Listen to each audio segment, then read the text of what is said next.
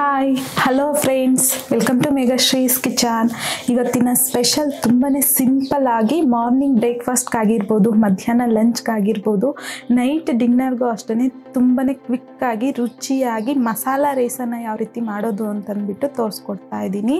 So already ನಮ್ಮ ಚಾನಲಲ್ಲಿ ತುಂಬ ತರಹದ ಲಂಚ್ ಬಾಕ್ಸ್ಗೆ ರೈಸ್ ರೆಸಿಪಿನ ತೋರಿಸ್ಕೊಟ್ಟಿದ್ದೀನಿ. ತುಂಬ ಟೇಸ್ಟಿಯಾಗಿರುತ್ತೆ. ಸೊ ಆ ರೈಸ್ ರೆಸಿಪೀಸ್ನ ನೀವು ಸಹ ಖಂಡಿತ ತಪ್ಪದೆ ಒಂದ್ಸಲ ಟ್ರೈ ಮಾಡಿ ನೋಡಿ, ತುಂಬ ಟೇಸ್ಟಿಯಾಗಿರುತ್ತೆ. ಸೊ ಇವತ್ತಿನ ವಿಡಿಯೋ ಮೂಲಕ ತುಂಬಾ ಕ್ವಿಕ್ಕಾಗಿ ಹೌಸ್ ವೈಫ್ಸ್ಗಾಗಿರ್ಬೋದು, ಇಲ್ಲಾಂತಂದರೆ ಆಫೀಸ್ಗೆ ಹೋಗಿರುವಂಥ ವುಮೆನ್ಸ್ಗಾಗಿರ್ಬೋದು, ತುಂಬಾ ಸುಲಭವಾಗಿ ಮಸಾಲ ರೈಸನ್ನು ಯಾವ ರೀತಿ ಮಾಡ್ಕೋಬೋದು ಅಂತಂದ್ಬಿಟ್ಟು ತೋರಿಸ್ಕೊಡ್ತಾ ಇದ್ದೀನಿ. ಸೊ ಈ ವಿಡಿಯೋ ಸ್ಟಾರ್ಟ್ ಮಾಡುವ ಮುನ್ನ ನೀವಿನ್ನೂ ದಯವಿಟ್ಟು ನಮ್ಮ ಚಾನಲ್ನ ಫಸ್ಟ್ ಟೈಮ್ ನೋಡ್ತಿದ್ರೆ ಇನ್ನೂ ಸಬ್ಸ್ಕ್ರೈಬ್ ಮಾಡಿಲ್ಲ ಅಂತಂದರೆ ಈಗಲೇ ನಮ್ಮ ಚಾನಲ್ನ ಸಬ್ಸ್ಕ್ರೈಬ್ ಮಾಡಿ, ಪಕ್ಕದಲ್ಲೇ ಇರುವಂತಹ ಬೆಲ್ ಐಕನ್ ಕ್ಲಿಕ್ ಮಾಡಿ. ಆಗ ನಾನು ಅಪ್ಲೋಡ್ ಮಾಡುವಂತಹ ಪ್ರತಿಯೊಂದು ವಿಡಿಯೋ ನೀವೇ ಮೊದಲು ನೋಟಿಫಿಕೇಷನ್ ಪಡಿಬೋದು. ಸೊ ಇವಾಗ ಇದ್ರಿಗೆ ಬೇಕಾಗಿರುವಂತಹ ಮಸಾಲ ರೈಸ್ಗೆ ಇಂಗ್ರೀಡಿಯೆಂಟ್ ಏನು ಅಂತಂದ್ಬಿಟ್ಟು ನೋಡೋಣ. ಈ ರೈಸ್ ಮಾಡೋದಕ್ಕೆ ಈ ರೀತಿಯಾಗಿ ಮೊದಲೇ ರೈಸನ್ನು ರೆಡಿ ಮಾಡಿಟ್ಕೋಬೇಕು. ಸೊ ನಾನಿಲ್ಲಿ 1 ಗ್ಲಾಸ್ ಅಕ್ಕಿ ತಗೊಂಡು ನೀಟಾಗಿ ವಾಶ್ ಮಾಡ್ಕೊಂಡು 2 ಸಲ 1 ಗ್ಲಾಸ್ ಅಕ್ಕಿಗೆ 2 ಗ್ಲಾಸ್ ಆಗುವಷ್ಟು ನೀರನ್ನು ಹಾಕಿ ನೋಡಿ, ಈ ರೀತಿಯಾಗಿ ರೈಸನ್ನು ಉದ್ರಾಗಿ ರೆಡಿ ಮಾಡಿಟ್ಕೊಂಡಿದ್ದೀನಿ. ಸೊ ನಾನಿಲ್ಲಿ ಬಿಸಿ ರೈಸಲ್ಲಿ ಈ ಮಸಾಲ ರೈಸನ್ನು ತೋರಿಸ್ಕೊಡ್ತಾ ಇದ್ದೀನಿ. ಸೊ ನೀವು ಬೇಕು ಅಂತಂದರೆ ಈ ರೀತಿ ಬಿಸಿ ರೈಸ್ ಬದಲಾಗಿ ಇನ್ ಕೇಸ್ ನೈಟ್ ಏನಾದರೂ ಉಳಿದಿದ್ರೆ ರೈಸ್ ಬಂದು, ಸೊ ಅದಕ್ಕೂ ಸಹ ಈ ರೀತಿ ಮಸಾಲ ರೈಸನ್ನು ಮಾಡ್ಕೋಬೋದು. ಬಟ್ ನಾನಿಲ್ಲಿ ಲಂಚ್ ಬಾಕ್ಸ್ ಮಾಡೋದ್ರಿಂದ ಸೊ ಈ ರೀತಿ ಬಿಸಿ ರೈಸನ್ನೇ ಮಾಡ್ಕೋಬೇಕು. ಸೊ ನಾನಂತನೇ ಅಲ್ಲ, ನೀವು ಅಷ್ಟೇ ಸಪೋಸ್ ಏನಾದರೂ ಲಂಚ್ ಬಾಕ್ಸ್ಗೆ ರೆಡಿ ಮಾಡ್ತಿದ್ದೀರಿ ಅಂತಂದರೆ ಈ ರೀತಿಯಾಗಿ ಬಿಸಿ ಬಿಸಿಯಾಗಿ ರೈಸನ್ನು ರೆಡಿ ಮಾಡಿಕೊಂಡು ಆಮೇಲೆ ನೀವು ಲಂಚ್ ಬಾಕ್ಸ್ಗೆ ಪ್ರಿಪೇರ್ ಮಾಡ್ಕೋಬೇಕಾಗುತ್ತೆ. ನೈಟ್ ಉಳಿದಿರ್ತಕ್ಕಂಥ ರೈಸ್ ಜೊತೆಯಲ್ಲಿ ಈ ಮಸಾಲ ರೈಸ್ ಏನಾದರೂ ಮಾಡಿದ್ರೆ ಕೆಟ್ಟೋಗೋ ಚಾನ್ಸ್ ಇರುತ್ತೆ. ಸೊ ಹಾಗಾಗಿ ಆದಷ್ಟು ಲಂಚ್ ಬಾಕ್ಸ್ಗೆ ಪ್ರಿಪೇರ್ ಮಾಡೋರು ಈ ರೀತಿಯಾಗಿ ಬಿಸಿ ಬಿಸಿಯಾಗಿ ರೈಸನ್ನು ರೆಡಿ ಮಾಡಿಟ್ಕೋಬೇಕು. ಸೊ ನೋಡಿ, ಈ ರೀತಿಯಾಗಿ ರೈಸನ್ನು ರೆಡಿ ಮಾಡ್ಕೊಂಡಿದ್ದಾದಮೇಲೆ ಮೊದಲು ಈ ರೈಸನ್ನು ಪಕ್ಕಕ್ಕೆ ಇಟ್ಕೊಳ್ಳೋಣ. ನಾನಿಲ್ಲಿ 1 ದೊಡ್ಡ ಸೈಜಲ್ಲಿರುವಂಥ ಟೊಮೊಟೊನ ಈ ರೀತಿ ಸಣ್ಣದಾಗಿ ಕಟ್ ಮಾಡ್ಕೊಂಡು ತಗೊಂಡಿದ್ದೀನಿ. ಸೊ ಹಾಗೆಯೇ ನೋಡಿ, 1 ದೊಡ್ಡ ಸೈಜಲ್ಲಿರುವಂಥ ಈರುಳ್ಳಿನ ಸಹ ಈ ರೀತಿಯಾಗಿ ಸಣ್ಣದಾಗಿ ಕಟ್ ಮಾಡಿಕೊಂಡು ತಗೊಂಡಿದ್ದೀನಿ. ಜೊತೆಗೆ ಸ್ವಲ್ಪ ಕೊತ್ತಂಬರಿ, ಅಂದರೆ 1/4 ಕಪ್ ಆಗೋಷ್ಟು ಆಗುತ್ತೆ. ಹಾಗೆಯೇ ಸಣ್ಣದಾಗಿ ಕಟ್ ಮಾಡ್ಕೊಂಡಿರುವಂಥ ಪುದೀನ 1/4 ಕಪ್ ಸಣ್ಣದಾಗಿ ಕಟ್ ಮಾಡಿ ನೀಟಾಗಿ ವಾಶ್ ಮಾಡಿ ಇಟ್ಕೊಂಡಿದ್ದೀನಿ. ಸೊ ಈ ರೀತಿಯಾಗಿ ಟೊಮೊಟೊ, ಈರುಳ್ಳಿ, ಕೊತ್ತಂಬರಿ, ಪುದೀನನ ಕಟ್ ಮಾಡ್ಕೊಂಡಿದ್ದಾದಮೇಲೆ ಸೊ ಈಗ ಈ ಇಂಗ್ರೀಡಿಯೆಂಟ್ಸ್ನ ಅಷ್ಟೇ ಪಕ್ಕಕ್ಕೆ ಎತ್ತಿಟ್ಕೊಳ್ಳೋಣ. ನೆಕ್ಸ್ಟ್ ಈ ಮಸಾಲ ರೈಸಿಗೆ ಬೇಕಾಗಿರುವಂಥ ಇಂಗ್ರೀಡಿಯೆಂಟ್ ಬಂದು 1 ಟೇಬಲ್ ಸ್ಪೂನ್ ಆಗುವಷ್ಟು ಶುಂಠಿ ಬೆಳ್ಳುಳ್ಳಿ ಪೇಸ್ಟ್, ಹಾಗೆಯೇ ರುಚಿಗೆ ತಕ್ಕಷ್ಟು ಸಾಲ್ಟ್, 1/2 ಟೀ ಸ್ಪೂನ್ ಆಗುವಷ್ಟು ಅರಿಶಿನ, 1 ಟೀ ಸ್ಪೂನ್ ಆಗುವಷ್ಟು ಚಿಕನ್ ಮಸಾಲ ಸಹ ತಗೊಂಡಿದ್ದೀನಿ. ತುಂಬ ಟೇಸ್ಟಿಯಾಗಿರುತ್ತೆ ಈ ರೀತಿ ಚಿಕನ್ ಮಸಾಲ ಹಾಕಿ ಮಸಾಲ ರೈಸ್ ಮಾಡೋದ್ರಿಂದ. ಹಾಗೆ 1/2 ಟೀ ಸ್ಪೂನ್ ಆಗುವಷ್ಟು ಜೀರಿಗೆ ಪೌಡರ್ನ ಸಹ ತಗೊಂಡಿದ್ದೀನಿ. ಹಾಗೆ 1/2 ಟೀ ಸ್ಪೂನ್ ಆಗುವಷ್ಟು ಗರಂ ಮಸಾಲ ಸಹ ತಗೊಂಡಿದ್ದೀನಿ. 1 ಟೀ ಸ್ಪೂನ್ ಆಗುವಷ್ಟು ಧನಿಯಾ ಪೌಡರ್, 1 ಟೇಬಲ್ ಸ್ಪೂನ್ ಆಗುವಷ್ಟು ಚಿಲ್ಲಿ ಪೌಡರ್ ತಗೊಂಡಿದ್ದೀನಿ. ನಾನಿಲ್ಲಿ ಹಸಿಮೆಣಸಿನ್ಕಾಯಿ ಹಾಕಿಲ್ಲ, ಸೊ ಹಾಗಾಗಿ ಬರೀ ಖಾರದ ಪುಡಿನೇ 1 ಟೇಬಲ್ ಸ್ಪೂನ್ ಆಗುವಷ್ಟು ತಗೊಂಡಿದ್ದೀನಿ.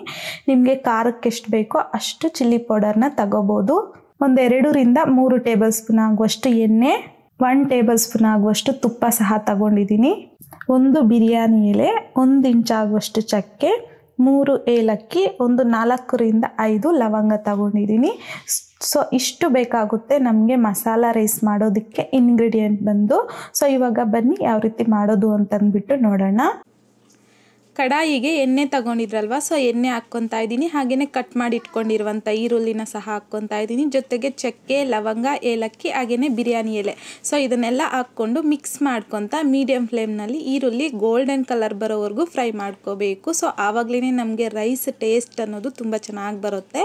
ಸೊ ಈ ರೀತಿ ಈರುಳ್ಳಿ ಗೋಲ್ಡನ್ ಕಲರ್ ಬಂದಾದಮೇಲೆ 1 ಟೇಬಲ್ ಸ್ಪೂನ್ ಆಗುವಷ್ಟು ನಾವು ಶುಂಠಿ ಬೆಳ್ಳುಳ್ಳಿ ಪೇಸ್ಟ್ ತಗೊಂಡಿದ್ರಲ್ವ, ಸೊ ಅದನ್ನು ಹಾಕ್ಕೊಂಡು ಮಿಕ್ಸ್ ಮಾಡ್ಕೊತ ಲೋ ಫ್ಲೇಮ್ನಲ್ಲಿ ಚೆನ್ನಾಗಿ ಫ್ರೈ ಮಾಡ್ಕೊಂಡು ಆದಮೇಲೆ ಟೊಮೊಟೊ ಕಟ್ ಮಾಡಿ ಇಟ್ಕೊಂಡಿದ್ರಲ್ವ, ಸೊ ಅದನ್ನು ಹಾಕ್ಕೊತಾ ಇದ್ದೀನಿ. ಹಾಗೆಯೇ ಪುದೀನ, ಹಾಗೆಯೇ ಕೊತ್ತಂಬರಿನ ಸಹ ಕಟ್ ಮಾಡಿ ಇಟ್ಕೊಂಡಿದ್ರಲ್ವ ಹಾಕ್ಕೊಂಡು ಮಿಕ್ಸ್ ಮಾಡ್ಕೊತ ಲೋ ಫ್ಲೇಮ್ನಲ್ಲಿ 1-2 ನಿಮಿಷ ಟೊಮೊಟೊ ಸಾಫ್ಟ್ ಆಗೋವರೆಗೂ ಚೆನ್ನಾಗಿ ಫ್ರೈ ಮಾಡ್ಕೋಬೇಕು.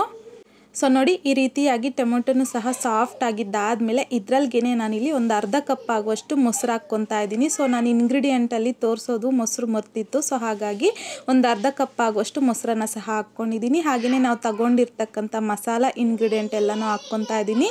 ಹಾಗೆಯೇ ಸಾಲ್ಟನ್ನು ಸಹ ಹಾಕ್ಕೊಂಡು ಚೆನ್ನಾಗಿ ಮಿಕ್ಸ್ ಮಾಡ್ಕೊತಾ ಲೋ ಫ್ಲೇಮ್ನಲ್ಲಿ 1-2 ನಿಮಿಷ ಫ್ರೈ ಮಾಡ್ಕೋಬೇಕು.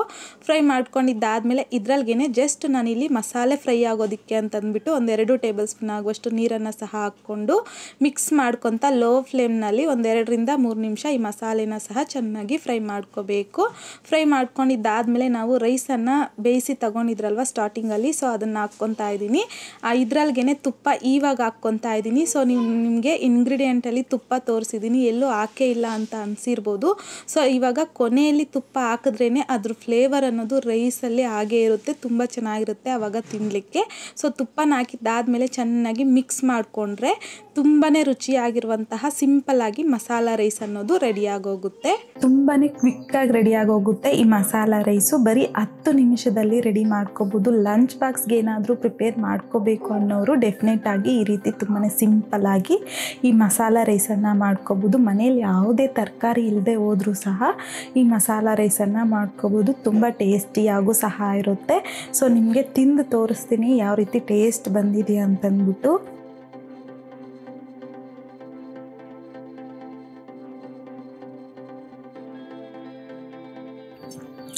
ನಾನ್ ವೆಜ್ ಇಷ್ಟಪಡೋರು ಇದ್ರ ಪಕ್ಕದಲ್ಲಿ ನಾನ್ ವೆಜ್ ಏನಾದರೂ ಇದ್ದರೆ ಚಿಕನ್ ಪೀಸ್ ಆ ಥರ ಏನಾದರೂ ಇದ್ದರೆ ತಿಂತಾಯಿದ್ರೆ ಅದ್ಭುತವಾಗಿದೆ. ಖಂಡಿತ ಡೆಫಿನೆಟಾಗಿ ನೀವು ಟ್ರೈ ಮಾಡಿ ನೋಡಿ.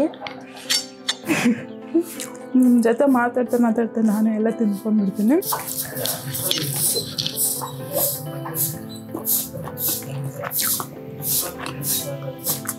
ಸೂಪರಾಗಿದೆ ಟೇಸ್ಟ್ ಅಂತೂ, ಸ್ಪೈಸಿಯಾಗಿ ಲಂಚ್ ಬಾಕ್ಸ್ಗೆ ಬೆಸ್ಟ್ ಆಪ್ಷನ್ನು. ಇದ್ರ ಪಕ್ಕದಲ್ಲಿ ಮೊಸರು ಬಜ್ಜಿ ಆಗಿರ್ಬೋದು, ಗ್ರೇವಿ ಆಗಿರ್ಬೋದು, ಯಾವುದು ಬೇಕಾಗಿಲ್ಲ. ನಿಮ್ಗೇನಾದರೂ ಇಷ್ಟ ಆದರೆ, ಲೈಕ್ ಆದರೆ ಆಲೂಗಡ್ಡೆ ಫ್ರೈ, ಇಲ್ಲಾಂತಂದರೆ ನಾನ್ ವೆಜ್ ಇಷ್ಟ ಪಡೋರಾದರೆ ನಾನ್ ವೆಜ್ನ ಸಹ ಸರ್ವ್ ಮಾಡ್ಕೋಬೋದು. ಕಾಂಬಿನೇಷನ್ನು ಸೂಪರಾಗಿರುತ್ತೆ. ಸೊ ಇವತ್ತಿನ ವಿಡಿಯೋ ಈ ಮಸಾಲ ರೈಸ್ ಯಾವ ರೀತಿ ಮಾಡೋದು ಅಂತ ನೋಡಿದ್ರಲ್ವ. ಮುಂದಿನ ವಿಡಿಯೋದ್ರಲ್ಲಿ ಸಿಗೋಣ. ಅಲ್ಲಿವರೆಗೂ ಬಾಯ್.